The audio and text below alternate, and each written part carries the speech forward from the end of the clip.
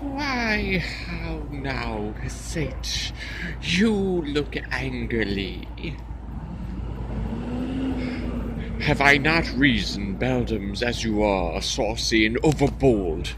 How did you dare to trade and traffic with Macbeth in riddles and affairs of death?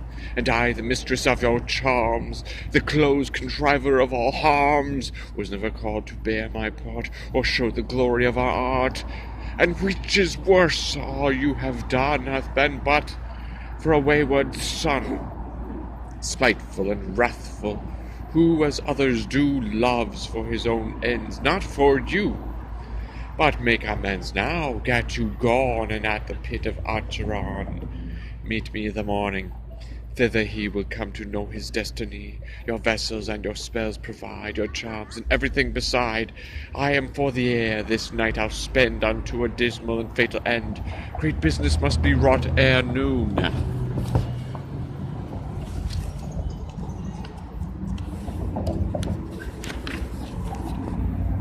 Upon the corner of the moon there hangs a vaporous drop profound. I'll catch it ere it come to ground, and that, distilled by magic sleights, shall raise such artificial sprites as by the strength of their illusion shall draw him on to his confusion. He shall spurn fate, scorn death, and bear his hopes above wisdom, grace, and fear. And you all know security is mortal's chiefest enemy. Hark! I'm called, my little spirit sea sits in a foggy cloud and stays for me. Come, let's make haste, she'll soon be back again.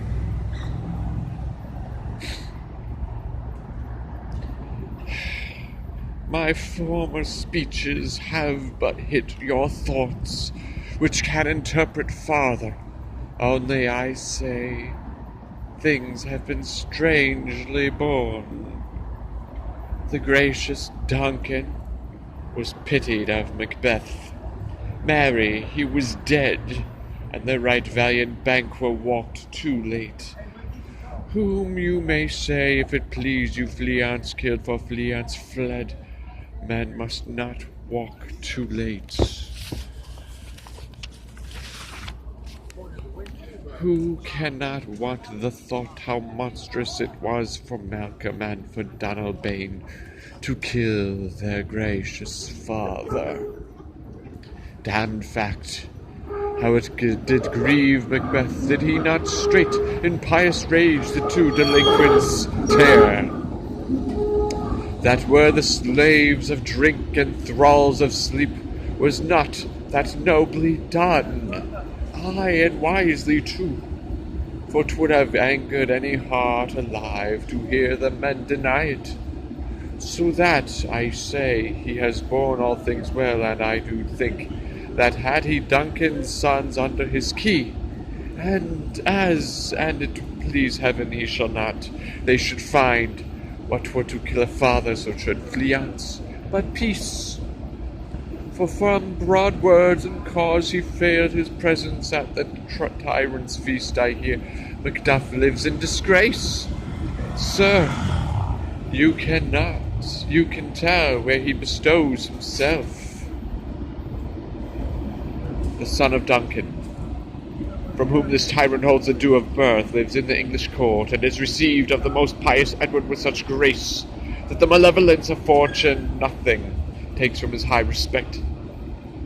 Thither Macduff is gone to pray the holy king upon his aid, to wake Northumberland and warlike Seward, that by the help of these, with him above to ratify the work, we may again give to our tables meat, sleep to our nights, free from our feasts and banquets bloody knives, do faithful homage and receive free honours, of which we pine for now, and this report hath so exasperate the king, that he prepares for some attempt of war. Sent he to Macduff?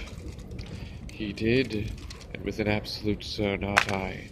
The cloudy messenger turns me his back, and hums, as he who should say, you'll rue the time, that clogs me with this answer. And that well might advise him to caution hold what distance. His wisdom can provide some holy angel fly to the court of England, and unfold his message ere he come, that a swift blessing may soon return to our suffering country, under our hand accursed. I'll send my prayers with him.